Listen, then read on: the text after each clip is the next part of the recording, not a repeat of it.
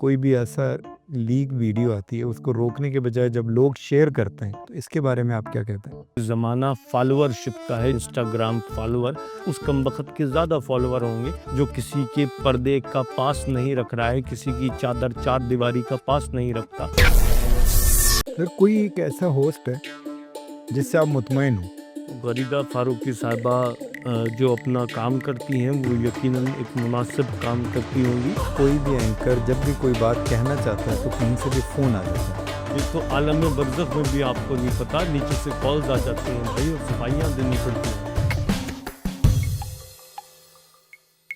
ज़ुज़ाफ़े अकल का सवाल है, पूरी तरह से सोच लीजिएगा। सेरेलैक वाले जो है हमारे माली मावन हैं, उन्हीं का तोहफ़ा आपको दिया जाएगा। ज़ुज़ाफ़ के अंदर 33 है और 2 बाहर खड़ा है, तो इसका सम क्या निकलेगा? 17.5। आप करीब हैं, 16.5 दुरुस्त जवाब है। सेरेलैक का 1 पाव वाला पैकेट आप जीत गए। तालियाँ! कुछ तो होस्ट ऐसे हैं जिनसे आप मुतमईन हो, लाइक गरीदा फारूकी एक ऐसा नाम है कि जो मतलब गरीदा फारूकी साहिबा जो अपना काम करती हैं वो यकीनन एक मुनासिब काम करती होंगी, लेकिन जैसे उनकी अपीयरेंस और बोलने का तरीका है, तो मुझे तो याद पड़ता है गंगाराम अस्पताल के मैटरनिटी वार्ड में अल्ट्रासाउंड की पर्चियाँ देने वाली जो नर्सें होती थी, वो भी ऐसे ही बात किया करती थी कि आपका 33 नंबर है, तो आप फिर चले जाइएगा अल्ट्रासाउंड के लिए। मैं मानता हूँ, एक आपकी पर्सनैलिटी, एक जोश, एक वलवला, एक ठहराव और एक खुद एतमादी अपने पे होने चाहिए। इन्हें किस पे खुद एतमादी है? ये तो जिसकी पर्ची है, ये ज़्यादातर गरीदा नहीं, ज़्यादातर ये किसी न किसी की पर्ची की सूरत में आए हैं। मैं रेडियो पाकिस्तान पे ₹50 में कंपेयर था, ₹500 में मैं पीटीवी पे होस्ट आया था और पैदल आया करता था घर से। ताल्लुक मेरा साहिवाल से है। सर, कोई एक ऐसा होस्ट है जिससे आप मुतमईन हो? शाज़ेब खानज़ादा साहब मुझे बहुत बेहतरीन टैलेंट लगते हैं।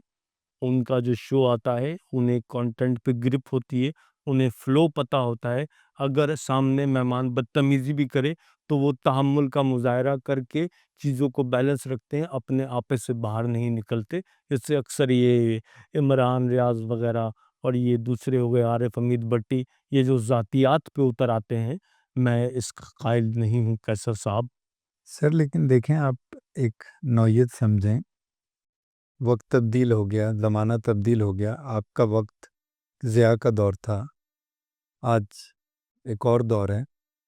कोई भी एंकर जब भी कोई बात कहना चाहता है तो कहीं से भी फ़ोन आ जाता है। तो आपके वक़्त में तो ये चैलेंजेस छोटे थे, तो आज आप सारा कसूर इन एंकर्स पे तो नहीं डाल सकते ना? जो फ़ोन आना तो कोई नई बात नहीं है, फ़ोन तो हमें भी आया करता था कि हाज़रीन में बैठे हुए जो लोग हैं, इसमें जो गुलाबी जोड़ा बैठा है, शलवार कमीज़ पहन के, ये फ़लाँ मिनिस्टर साहब का है, तो तारिक साहब इन्हें कुछ दे दीजिएगा। तो मैं पूछता था कि जोड़े से मालूम करो कि इस जोड़े की जेब में 2 5 के नोट या कोई ऐसी टिपिकल चीज़ है, मैं उसका सवाल पूछूँगा। तो फिर मैं वही सवाल पूछता था कि सिंगर का एयर कंडीशन देने के लिए सवाल है, कोई ऐसा शख्स हाज़रीन में बैठा, कोई ऐसा शख्स जिसकी जेब में 2 5-5 के नोट हों कड़क-कड़क, वो हाथ उठाते, मैं दे देता। ये चैलेंजेस हमेशा रहेंगे, ये तो आलम बरज़ख में भी आपको नहीं पता, नीचे से कॉल्स आ जाती हैं भाई और सफाइयाँ देनी पड़ती हैं। नहीं, नीचे से कॉल आलम बरज़ख में भी चली जाती है? नीचे से उधर चली जाती है कि फलाँ बंदे ने ये स्टेटमेंट दिया था, इस पे बात हो रही है, तो 2 हफ्ते बाद आते हैं कि नहीं इसने ये स्टेटमेंट दिया था, तो ऊपर से वो नया स्टेटमेंट लिख के दे रहा होता है। ऐसे कई सियासी मामलात आपकी नज़र से गुज़रे होंगे। तो सर, अगर आप ये सोचें कि आलम बरज़ख में भी अगर कॉल चली जाती है नीचे से ऊपर, तो आज तो जो भी कंटेंट क्रिएटर है उनके लिए बहुत चैलेंज हो सकता है, तो आप इस बात को अंडरस्टैंड कर रहे हैं? चैलेंज तो हमेशा ही रहेगा, चैलेंजेस से जूझना जो है, वो एक मर्द मुजाहिद का काम होता है। इन चैलेंजेस से नबर्द आज़मा होके ही तो बंदा सिकंदर बनता है। इमाम दीन मक्खन बनाने वाले अपना पैगाम पेश करते हैं, कोई तन बेचे, कोई मन बेचे, इमाम दीन मक्खन ना बेचे तो क्या अपना फ़न बेचे। बात ये है कैसर साहब कि चैलेंजेस होंगे लेकिन उन पे काबू पाना चाहिए। ये मतीउल्लाह जान को आपने देखा है, अल्लाह माफ़ करे, कौन-सी ऐसी जगह है जहाँ इन्होंने माइक नहीं डाला है? तो मतीउल्लाह जान को आप एक एंकर, एक होस्ट समझते हैं? जुर्रत बहादुरी पे 100 में से 100 नंबर देता हूँ। कंटेंट के ऊपर मैं -5 कर दूंगा कि पहुंच तो जाते हैं किसी किसी के पास भी कि ये बताइए, वो बता देता है, तो उसके बाद में जनाब के पास फर्दर कुछ होता नहीं है मजे की बात। नहीं, तो अगर आप मतीउल्लाह जान साहब के फैन हैं तो फिर तो सिद्दीक जान के भी आप बड़े फैन मैं होंगे। लानत भेजता हूँ, मैं मतीउल्लाह जान की बात हो रही है, शाहजेब खानजादा की बात हो रही है, ये हुनरमंद लोग हैं जो कुछ करें। सिद्दीक जान कोई चीज है ये? दूसरों पे हुटिंग करना, इधर-उधर आवाज़ें लगाना, ये शोधाबाज के बच्चे कुछ बन जाते हैं तो अपने आप को क्या समझते हैं?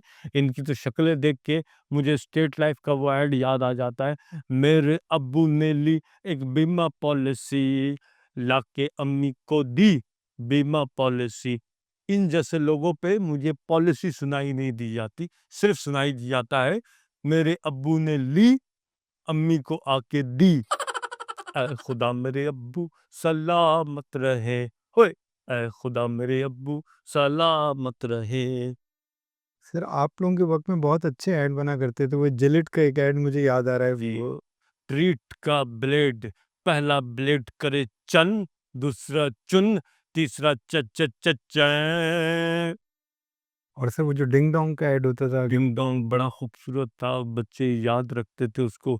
एक बिल्ली मोटी ताजी थी जो मजे से डिंग डोंग खाती थी, डिंग डोंग, हराम की डिंग डोंग बबल। यकीन करें उसे खा के कीड़ा लग जाता था दांत को, इतनी शुगर होती थी। 30 की एज में आपको डायबिटीज हो जाता था। जिंगल बहुत मजे का था। सर, ये बताएं कि आजकल के दौर में कोई आपको ऐसा जिंगल नज़र आता है? क्योंकि आजकल तो बहुत एडवर्टाइजिंग एजेंसी हैं, बहुत क्रिएटिव कैंपेन बनती हैं। कोई जो जिंगल आप ऊपर आलमी बरज़ख में बैठ के सुनते हो? जिंगल तो कुछ नहीं समझ आया, अलबत्ता वो गाना एक दफा सुनाई दिया था तो हम तो भाग गए थे, पता नहीं क्या था, भाग भाग डीके बोझ डीके बोझ डीके बोझ, भाग भाग डीके बोझ डीके भाग, ये गाना था तो हम तो उसे सुन के निकल ही गए भाई। हमने कहा ये चल रहा है नीचे। आपको ये गाना अच्छा नहीं लगा? बात तो देखें आप, क्या बात हो रही है, भाग भाग डीके बोझ डीके बोझ डीके बोझ, भाग भाग डीके बोझ डीके भाग, ये कोई गाना है? और उसमें वो अगला भाग भी रहा है। मैंने कहा भागना बनता भी है। सर, कुछ टैग लाइन पे अगर गौर कर लें कि आजकल ये लाइन है कि जैसे पेप्सी की लाइन है, वाई वाई नॉट मेरी जान। हाँ, व्हाई नॉट ऐसे बोल रहा है, पैसे तेरा बाप देगा, क्या व्हाई नॉट? सर, वो जब कोई किसी को लेके जाता है वो कहता है यार अगर आपने पेप्सी पीनी है तो वाई नॉट मेरी जान। मैं पिलाऊंगा। जी। आपके पास बहुत पैसा है, दूसरों को आप शुगर पिला रहे हैं, जूस पिला दो यार, दूध पिला दो, लस्सी पिला दो, उसमें ताकत है, तवानाई है, क्यों आप ये पिला रहे हैं?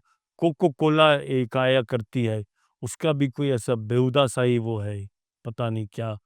लेकिन सर आपके भी तो इसी तरह से काला कोला आप लोगों के वक्त में था, अभी यहाँ कोका तो कोला। काला कोला में क्या मसला है आपको भाई? काला जो कोला जो काला कर दे, सच्ची बात कह रहे हैं। कोक और पेप्सी पीने से क्या अंदर साफ हो जाता है, ट्रांसपेरेंट आर पार दिखने लगता है? ये भी काला होता है। हमारे ईमानदार ब्रांड्स थे, कहते हैं भाई ये लगा लो, ये काला करता है। लेकिन सर आपके वक्त में तो सिगरेट को भी प्रमोट किया जाता था, red and white, gold leaf. अब वो तो नहीं होता ना कि सिग, कुछ तो भी। सिगरेट तो बिल्कुल भी एक मुजरे सेहत चीज है भी नहीं। अच्छा। सिगरेट का तो कोई भी मसला नहीं है, मसला है भरी हुई सिगरेट का।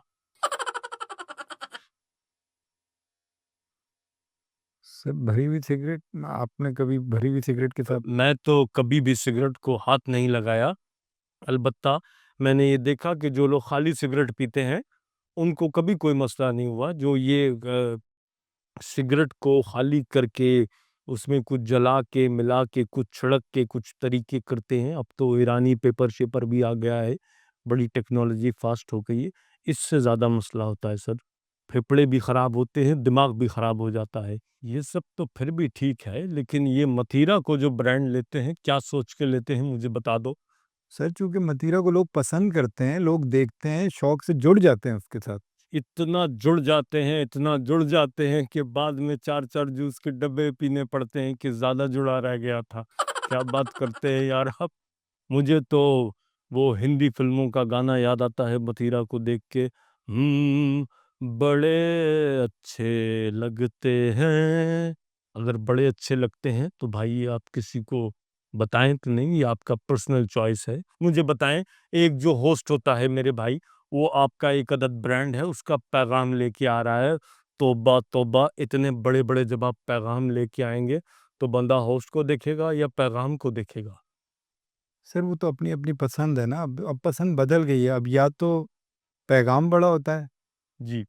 या फिर बहुत जो है ना, आप समझ रहे हैं। मैं ज़माने के मयार पे कमेंट नहीं कर सकता।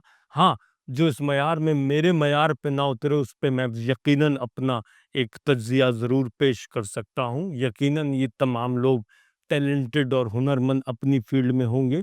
बात ये है कि हम अपने दौर में कोई डांग नहीं फिरवा रहे थे। हमने भी काम किया है, रच के किया है। सर वो एक शो जो 20 साल चलता रहा, 15-18 साल उस शो का नाम नीलाम घर था, और फिर उसको आपके एजाज़ में उस शो का नाम तारिक अजीज़ शो किया गया।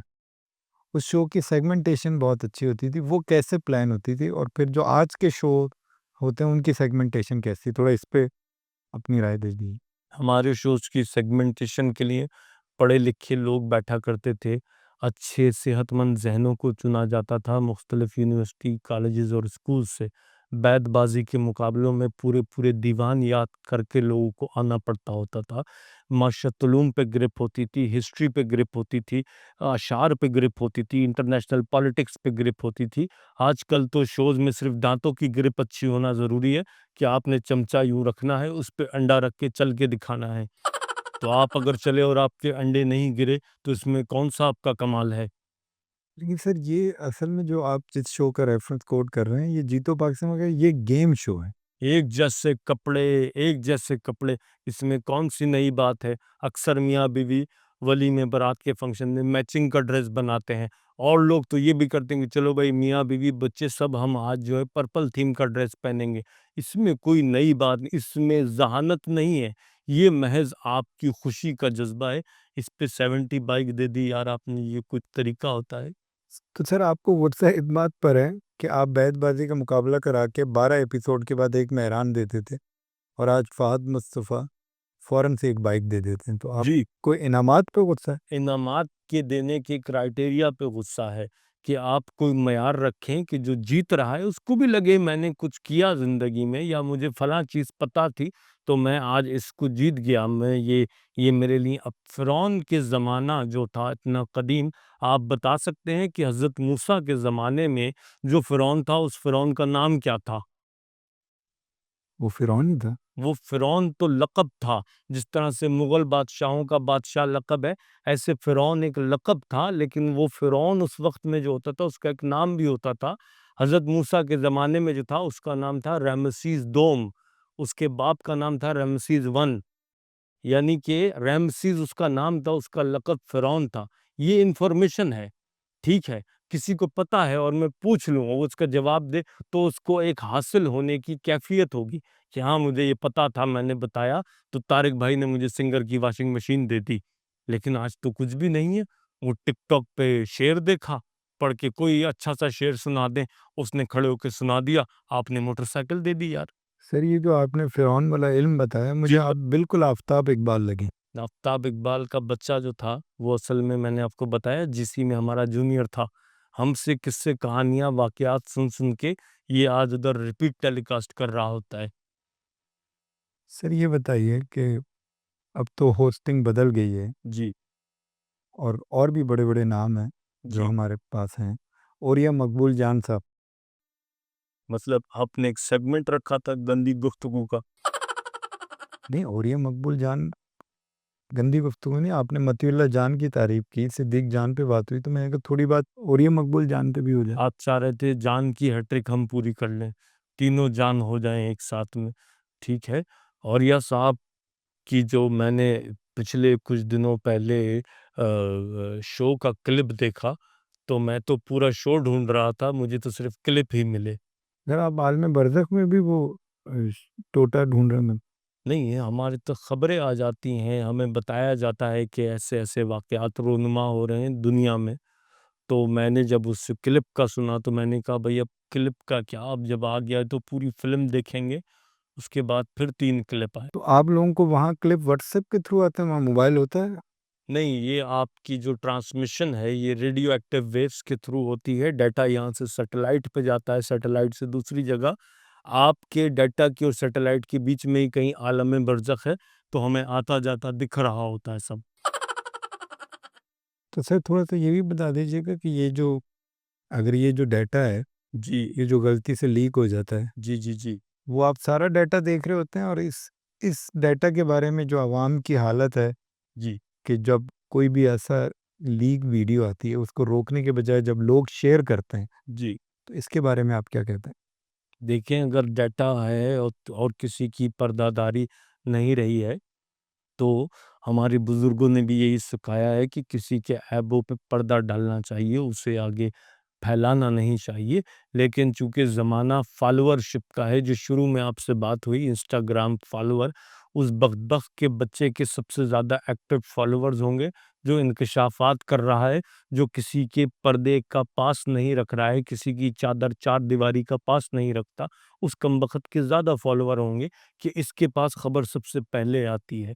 करने वाले ने जो किया, उसका अमल, जिसने उसके साथ किया, उसका अमल, दोनों ने जवाब इंस्टाग्राम आपको या मुझे नहीं, रब की ज़ात को देना है। तो आप कौन होते हैं यार, किसी के जो वो पर्दा है उसको चाक करके ये देखो ये क्या हुआ, ये देखो ये क्या हुआ, ऐसा हमें नहीं करना चाहिए। और वो क्या खूबसूरत कहा है किसी ने, भूल ना जाना फिर पप्पा, नौरस लेकर घर आना, मज़े-मज़े का नौरस हमको लगता बहुत प्यारा।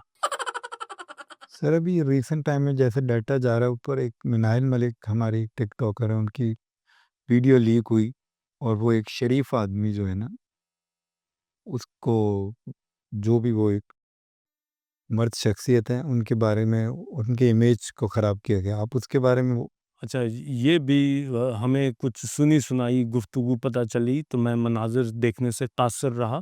अक्सर मैं दूसरों के पर्दे से अपने आप को परहेज़ में रखता हूँ।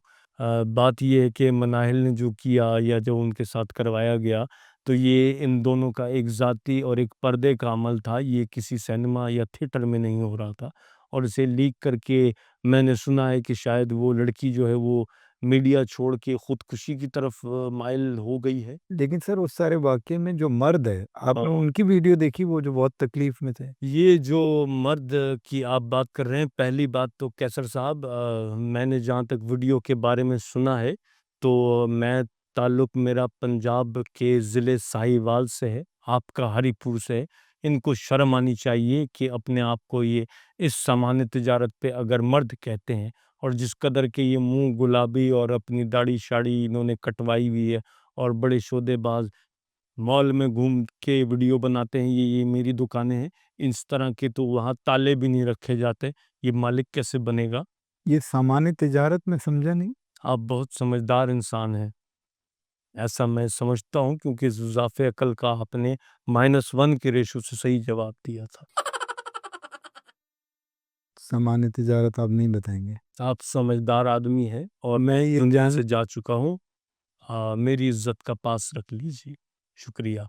नहीं, मैं समझना ये चाह रहा हूँ कि तिजारत का जो सामान है, कुछ सामान ऐसा है जिसकी तिजारत नहीं हो सकती, चूँकि कुछ चीज़ें ये जैसे फ़िक्स हुआ हुआ है टेबल, जी। इसकी तो तिजारत नहीं हो सकती। तिजारत होती है जो चीज़ फ़िक्स नहीं हुई हुई होती। लेकिन किसी चीज़ के ज़रिए से तिजारत हो जाती है, ये माइक है, फ़िक्स है, लेकिन इसमें से आवाज़ जा सकती है, इसमें से आवाज़ बाहर भी आ सकती है, तो सामान्य तिजारत से चीज़ें आती भी हैं और अक्सर चीज़ें चली भी जाती हैं। तो मैं समझता हूँ कि जो तन्हाई में चीज़ हुई है, उसे तन्हाई में रहने दें। उसको नहीं शेयर करना चाहिए, अपने तक में अल्लाह ने जिस पे पर्दा डाला। बेशक, बेशक। अच्छा सर, कुछ टैगलाइन ऐसी हैं जिसमें मैं चाहता हूँ कि आप रोशनी डालें, कि जैसे एक लाइन है कि अगर मैं आजकल के दौर में टैगलाइन बन गई है, ब्रांड बन गए हैं, जैसे खलील साहब का डायलॉग है, 2 टके की औरत। तो शर्म आनी चाहिए इन्हें कि औरत को जो एक मकाम और मर्तबा दिया गया है हमारे मज़हब में भी, और आज दुनिया भी कहती है कि औरतें मर्दों के शाना बशाना होनी चाहिए। इस औरत को अगर कोई 2 टके का कह रहा है, तो बाखुदा कैसर अली साहब वो शख्स अपनी ज़ात में खुद 2 टके का है। वक़्त और हालात ने साबित किया कि कौन ज़लील हुआ, कौन रुसवा हुआ है। ये आप मुझसे बेहतर जानते हैं। आप खलील साहब के फ़ैन नहीं हैं? मैं क्या पागल का बच्चा हूँ? मैंने जो किताबें पढ़ी, जिन टीचर से मैंने तालीम हासिल की, जिन लोगों के साथ मेरी अपब्रिंगिंग है, ज़ियामुद्दीन मेरे साथ था। मतलब आप जिनको लेजेंड मानते हैं, मोइन अख्तर साहब, मोइन हमारे सामने एक छोटे लड़के की तरह आया था और पीटीवी की 64 साला जब सालगिरह थी, मोइन ने मेरे मुँह पे खड़े होके मेरी जब नक़ल उतारी, तो ये हमारा ज़र्फ़ था कि मैंने जाके उसकी पेशानी चूमी थी। आज अगर छोटी-सी बात सुहेल अहमद साहब कर देते हैं, तो आफ़ताब इकबाल बैठ के बकवास करने लगता है और अपने शो में बैठ के ज़र्फ़ की बातें करता है। अगर ज़र्फ़ था तो मेरी जान उस दिन दिखाते ना, उस बात पे आके तुमने व्यूज़ भी ले लिए। आप बात करते हैं मुझसे। मैं बड़े कंट्रोल करके बैठा हूँ, एक तलातुम, एक मौज मेरे अंदर अभी भी भरी हुई है। तो सर ये जो मेरा जिस्म मेरी मर्ज़ी, इस पे कोई रोशनी डाल दें। ये देखें, मेरा जिस्म मेरी मर्ज़ी फिर वही चीज़ है कैसर साहब, आपका जिस्म है, आपकी मर्ज़ी है, लेकिन क्या ये बात रोड पे खड़े होके की जाएगी या किसी शख्स से की जाएगी, किसी मजमे से की जाएगी? बात खुद बताती है कि मुझे कहाँ किया जाएगा। और अपना खाना खुद खुद गरम कर लो, हाँ, अपना खाना खुद गरम कर लो। बिस्तर। जी, जी, ये औरत मार्च के जो स्लोगन उगते हैं मग़रिब की सक़ाफ़त से कुछ ज़्यादा मुतासिर हो गई हैं हमारी माएँ, बहनें और बेटियाँ। लेकिन कैसर साहब, खाना गरम करना औरत की ही ज़िम्मेदारी है और उस पतीली में खाना वक़्त पे और वाफ़िर मिक़दार में मिलता रहे, ये ज़िम्मेदारी मर्द की है। ये गाड़ी के 2 पहिए हैं, जो मिल के एक-दूसरे की इज़्ज़त करेंगे और साथ चलेंगे, तो ही गाड़ी चलती रहेगी। Sir thank you so much. Thank you से पहले मेरी बड़ी दिली ख्वाहिश थी कि काश आप मुझसे कामरान खान के बारे में पूछते। जी सर, आप बताएँ अगर मैं भूल गया तो आप कामरान खान साहब के बारे में आपका क्या कहना? उनके बारे में एक बड़ा खूबसूरत शेर है कि होस्ट होता नहीं हर सूट पहनने वाला। सूट तो वो शख्स भी पहनता है जो 5 स्टार होटल में रात की गंदी बेडशीट बदलने आता है। ज़रूरी नहीं कि उसको आप होस्ट समझ लें। ये जितनी बड़ी-बड़ी बुलंद-बांद दावे और बातें करते हैं, माज़रत चाहता हूँ, मार्केट में ना जाने कितने हज़ार लोग इनकी वजह से अनएम्प्लॉयड हो गए कि चाचा ने ते सानू ए दस्सिया सी कि इंज हो जाएगा, भावें कुछ होया भी नहीं। सर आखिरी बात जी, कि आप देखने वालों को जी। कोई पैगाम देना चाहें? अब आपसे दौरान शो जो गुफ्तगू हुई, तो मैं हासिल गुफ्तगू इसी बात को समझता हूँ कि अगर किसी की लीक वीडियो आई है, तो उसके पर्दे का ख़याल रखें, क्योंकि लीक वीडियोज़ तो आपकी भी मौजूद हैं और उस दिन से डरें जब आपकी लीक वीडियोज़ आलम बरज़ख के बड़े सिनेमास्कोप फ्रेम पे चलाई जाएगी और फिर आमाल सामने रखे जाएँगे, तो बड़ा मुश्किल हो जाएगा। हम भूल जाते हैं कि ये जो दुनिया है, ये फ़ानी है, ये एक इल्यूज़न है। हकीकी और मुस्तकिल ज़िंदगी बात की है, जहाँ मैं जा चुका हूँ कैसर साहब। सर आपका बहुत-बहुत शुक्रिया। आपका शुक्रिया। ख़वातीन व हज़रात, तारिक अदील साहब के इस पैगाम पर इस शो का इख्तिताम करते हैं। इंशाअल्लाह अगले हफ्ते एक नए एपिसोड के साथ फिर हाज़िर होंगे। जब तक के लिए अपने मेज़बान कैसर अली को इजाज़त दीजिए। अल्लाह हाफ़िज़। पाकिस्तान ज़िंदाबाद।